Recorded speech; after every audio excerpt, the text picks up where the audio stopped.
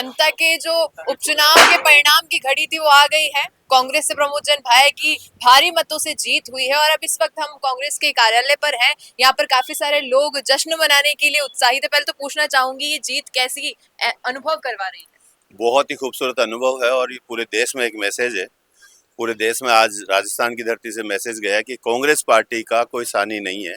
और पिछले टाइम से आपने देखा होगा, जब से 2023 का इलेक्शन हुआ था, जनरल इलेक्शन, उसके बाद में बीजेपी की सरकार बनी और सरकार बनते ही जनता को ठगा सा महसूस करना पड़ा और उसका नतीजा है कि हमने जनता को भारी बहुमत से विजयी हासिल की है। जी, अब तो कोई वोट चोरी की यहाँ इस सीट पर तो कोई ऐसी एक कंप्लेंट नहीं रहेगी शायद। कोशिशें तो बहुत की गई, लेकिन हमने इतना कसावट से हमने काम किया। राजस्थान में तो देखो, वैसे भी ये कांग्रेस की धरती है और पूरे भारतवर्ष में बात करोगे तो राजस्थान नंबर 1 पे कांग्रेस पार्टी की तरफ से प्रतिनिधित्व करती है और यहाँ बिल्कुल लापरवाही की गुंजाइश नहीं है। अशोक जी गहलोत है, हमारे डोटासरा जी पीसीसी चीफ, उन्होंने कस करके इस मुकाबले में हिस्सा लिया और उसका नतीजा सचिन पायलट वहाँ मौजूद रहे।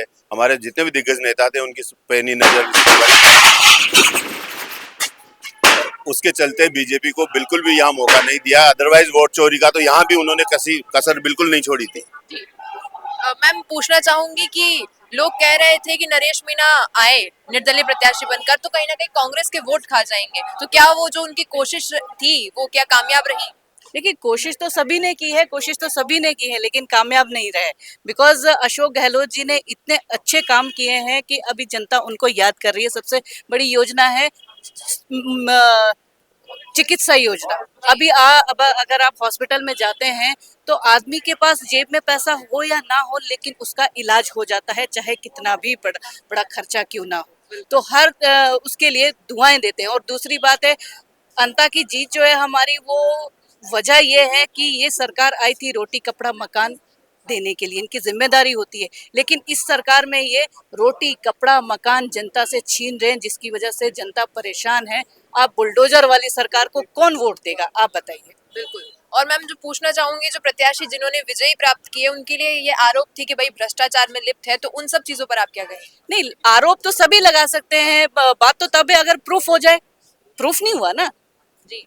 आरोप तो लगा सकते हैं, आरोप तो मैं भी लगा दूं आपके ऊपर, लेकिन प्रूफ होना चाहिए वो तो। और आपसे ही पूछना चाहूंगी, आपको क्या लगता है कि जो ये जीत हुई है इसमें एक सबसे इम्पोर्टेंट, सबसे मुख्य रूप पे अगर कोई कारण हो कि इस वजह से हमारी जीत हुई है कांग्रेस की, तो वो कारण क्या होगा? वो कारण यही है कि ये जनता से रोजगार छीन रहे हैं, इनका व्यवसाय इन लोगों ने छीन लिया। यूडीए टैक्स की वजह से इन्होंने इतना नुकसान किया है आम जनता का, व्यापारियों का, कि इन्होंने काम धंधे सब ठप कर दिए। उदयपुर में आप देखिए 108 संस्थाएं बंद की है, उसमें जो है कितने लोग बेरोजगार हुए हैं। अगर आप एक संस्था में सिर्फ 10 एम्प्लॉइज भी ले लें तो आप कितने होते हैं, कितनों के इन्होंने रोजगार छीने हैं। और दूसरी तरफ बुलडोजर चला रही है, जहां कहीं भी पहुंचते हैं वहां रेजिडेंस पे बुलडोजर चला रही है, व्यापार पे बुलडोजर चला रही है। तो बुलडोजर वाली सरकार को कौन वोट देगा? और सबसे बड़ी बात, कांग्रेस क्या है, अनुभवी सरकार है, उसे सरकार चलाना आता है। वो जनता का सामाजिक, आर्थिक, मानसिक हर तरह की स्थिति को जानती है, तो इस तरह से उन्हें सरकार चलाना आता है। इस कांग्रेस को, बीजेपी सरकार को सरकार चलाना नहीं आता है। सबसे बड़ी बात ये सिर्फ तानाशाही, ये तानाशाही सरकार है। ये आम जनता को एक गुलाम की तरह व्यवहार कर रहे हैं आम जनता के साथ। बिल्कुल। वही सर, आपसे पूछना चाहूंगी कि कहीं ना कहीं लोग कह रहे हैं कि प्रमोद जन भाया ने जो अपने इससे पहले के कार्यकाल में किया, क्या उन सब का फल मिला है? क्योंकि गरीबों के लिए शादी करवाना, चिकित्सा से जुड़ी हुई कुछ सुविधाएं करवाना और भी कई सारी चीजें गौशालाओं को लेकर, क्या उन सब का नतीजा है? बिल्कुल इन्हीं सब का नतीजा है। जनता की दुआएं तो होती है और वैसे भी वो लोग गांव के, गरीब के, सभी के साथ ही रहे हैं और हर सामाजिक कार्यों में वो बढ़ चढ़ के हिस्सा लेते हैं। और भ्रष्टाचार के आरोप लगाने की, जहाँ तक आपने अभी कहा था, तो सरकार 2 साल से भारतीय जनता पार्टी की है, तो अगर भ्रष्टाचार उन्होंने किया है तो क्यों नहीं उन्हें जेल में डालती। ये सब है कि जनता की दुआएं हैं। अब उन पे आरोप लगते हैं भाया रे भाया खूब खाया, तो अब उसका उल्टा हो गया कि भाया रे भाया जनता को भाया। तो जनता ने उन्हें चुना है और जनता के दिलों में वो बसते हैं और हर सुख दुख में उनका साथ देते हैं, तो इसीलिए जनता ने ये परिणाम दिया है आज। जी सर, धन्यवाद। श्री मेवाड़ हेलीकॉप्टर मानसरोवर जयपुर लेकर आया है आपके लिए बहुत बड़ा उपहार। रॉयल शादी एंट्री हो, इलेक्शन टूर हो, एयर एम्बुलेंस हो, पुष्प वर्षा हो या वीवीआईपी दर्शन हो, इसीलिए अभी तुरंत बुक कीजिएगा। सर सबसे पहले तो पूछना चाहूंगी, इस जीत के बाद कैसा एहसास हो रहा है? नहीं, जीत का हमें अंदाजा था और जीत नहीं थी, ये सीधी सी बात है। जो हमने संकल्प लिया है भारतीय जनता पार्टी की, जो वर्तमान सरकार का कुशासन चल रहा है, जिसमें पूर्ववर्ती सरकार की समस्त जन कल्याणकारी योजनाओं को ठंडे बस्ते में डालने का काम किया। बताइए, गरीब आदमी को मुफ्त इलाज मिल रहा था, मुफ्त दवा मिल रही थी, मुफ्त जो है उनको अंग्रेजी माध्यम स्कूलों में शिक्षा मिल रही थी, और बंद भी किया, ठंडे बस्ते में भी डाला। उसके साथ साथ इनकी योजनाओं की बुराई भी कर रहे हैं।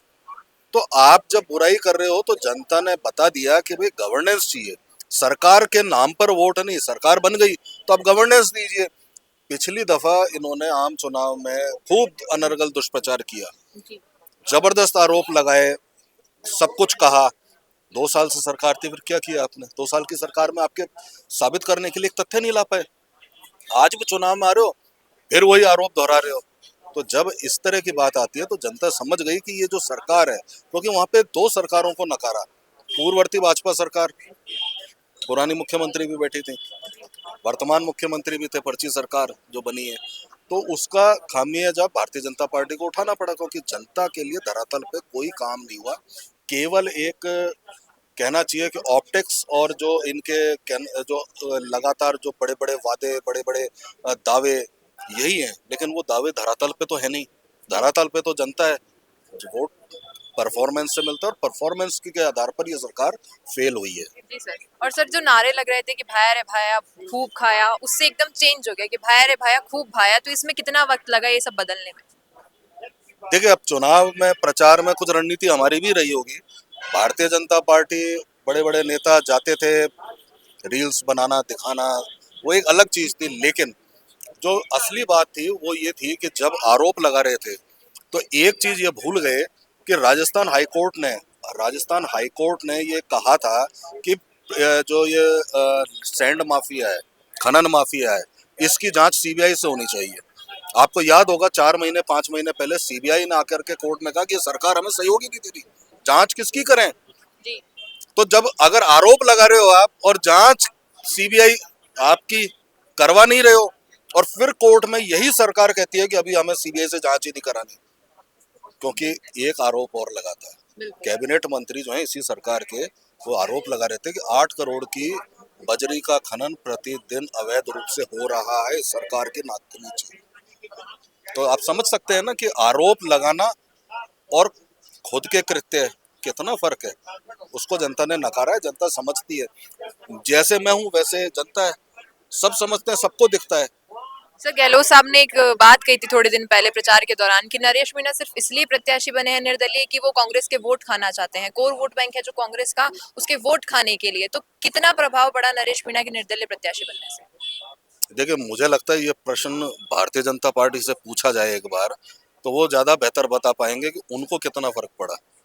लेकिन चुनाव कोई भी है, जो भी कहना चाहिए, जिसको संविधान में अधिकार वो लड़ सकता है, किसी को रोका नहीं जा सकता, जिसको लड़ना है वो लड़ेगा। एक चीज लेकिन तय है, जो आज अंता के हमारे पूजनीय जनता ने बताई, समझाई है, सबको समझाई है, कि आपको वोट लेने के लिए उनके बीच रात दिन रह करके उनके सुख दुख में भागीदार बनना पड़ेगा। अगर आप भागीदार हैं, उनके सुख दुख में रहते हैं शामिल, तो वोट मिलेगा। और चुनाव, सर इस जीत के बाद जो 2028 के विधानसभा चुनाव होंगे, तब क्या इस जीत का कुछ असर वहां पड़ेगा कि थोड़ी और हिम्मत मिल गई है? देखिए, एक परसेप्शन बनता है कि हम जो काम कर रहे हैं लगातार, उस काम पे कहीं ना कहीं मोहर लगी है कि हाँ, हम विपक्ष का धर्म निभा रहे हैं और सरकार अपना धर्म नहीं निभा पा रही है। यह आज एक जो कहना चाहिए कि टेस्ट के रूप में, जो इसकी टेस्ट हुआ और मार्कशीट के रूप में ये परिणाम आया है।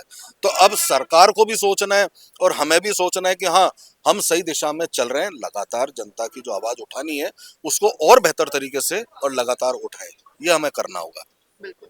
तो ये सारी तमाम बातें थी बीजेपी के यहाँ पे कार्यकर्ताओं की, इनके मन में क्या है अंता की इस जीत के बाद। अब आपका क्या कहना है प्रमोद जैन भाई की इस जीत के बाद क्या कुछ प्रभाव पड़ेगा राजस्थान की राजनीति के समीकरणों पे? बताएगा कमेंट में। धन्यवाद। मैं अंकिता सोनी, कैमरामैन फैजल के साथ। बिजनेस अच्छा हो सकता है, लेकिन अगर नाम नहीं दिखा तो पहचान कैसे बनेगी? अब टेंशन छोड़िए, द फैक्ट इंडिया आपके बिजनेस को देगा वो पहचान जो पूरे राजस्थान में हर किसी तक पहुंचे। न्यूज चैनल पर विज्ञापन, पॉडकास्ट और प्रमोशन के जरिए आप सीधे 5 लाख सब्सक्राइबर और 10 करोड़ से ज्यादा व्यूज तक अपनी पहुंच बना सकते हैं। तो देर किस बात की, आज ही द फैक्ट इंडिया से जुड़िए और अपने बिजनेस को बनाइए हर घर का नाम।